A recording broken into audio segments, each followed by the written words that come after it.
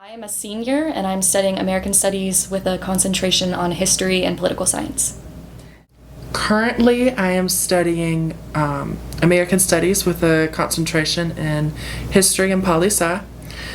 I also have a minor in English, or excuse me, I have a minor in writing.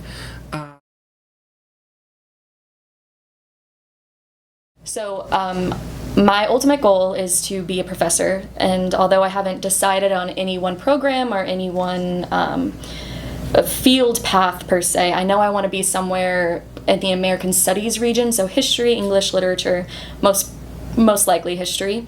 And I know that for my CV, I'm going to need to have some more real-world experience, in which I was lacking. There were some absences there. So one day during class, Dr. Montford had mentioned upcoming historical opportunities and internships, and that piqued my interest. So I visited with him during his office hours, and he gave a description of what this internship would entail, and I was very eager to start it because it was something that seemed right up my alley. So that's what got me into this internship. Obviously, I wanted to go to graduate school, and I realized that is a lot of very hard work. One of the requirements to be able to get in is usually you have to show off some form of research experience, or that you're capable, you're competent, you're interested, something of that vein. And I wanted to explore things that were right in front of me. I talked to Dr. Hector Montford and professors at the college. He said that his wife, Miss Hesper Montford, would love someone to help him at the library. And I said, that sounds amazing. I love that. I love libraries. I always have. And to be able to preserve local history was a really big thing to me.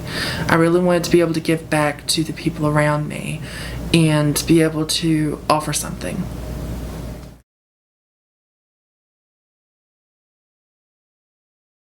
So my specific collection focused on the history of the bicentennial. Back in 1976, the U.S. officially turned 200 years old, and the country wanted to celebrate their heritage and their history. Obviously, the Brunswick area was no different, and there were quite a few things that the city did to celebrate. For example, there was a train called the Heritage Special that came through, and it was like a moving museum, and it became like a big thing. They had antique shows. There was a parade for the local veterans, and I basically was organizing those documents and any correspondence between the local officials / the Bicentennial Committee, because there was a separate committee for that, and any council meeting records, any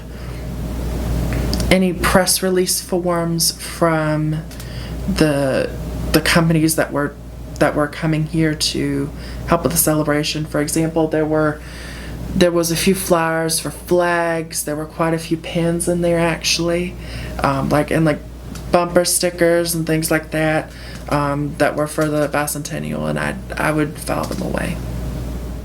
I believe it was our second meeting with Hesper Montford and Dr. Montford, they went over the two projects that they were thinking to introduce to myself and William, the other intern, and they gave me a box that was presumed to be two collections going out. There was one that we knew for sure revolved around Maud Lot, and it started in 1913, and then there was another one that was about Prince Benjamin, who was an African-American man living in 1930s-ish, and he had a lot of rental properties.